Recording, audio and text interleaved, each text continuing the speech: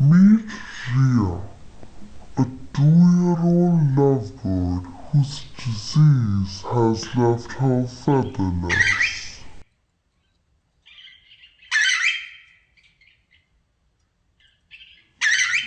Her disease is called cetacean beacon feather disease.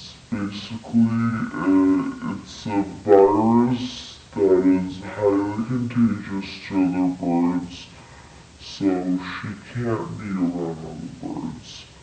And it affects the feather follicles, so she can't grow feathers, and every time she grows one, they will fall. Ria used to have yellow feathers, but now this birdie is bad and doesn't care. She is very funny. When I got her, the first thing that they told me is that she loved baths.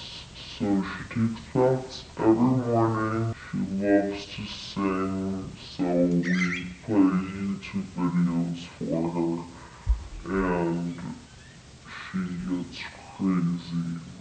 She's just like super social. She loves hanging out. She walks around the house all the time. Her cage is open every day, all day. She's just free. With over 162,000 followers on Instagram, this naked birdie may not have feathers, but she's ready for all kinds of weathers. People started sending sweaters, and I get packages every single day, on point, every day. The most special one that I got was letters from a fourth grade class. Each kid from the class wrote a letter and drawings and everything. And it just like super special. And the most important thing that was my goal since day one was spreading awareness of this disease.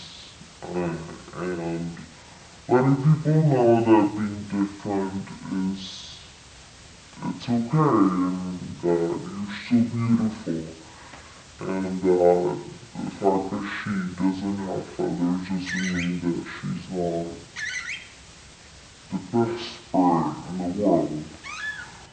For Boston University News Service, I'm Vashti Michelle.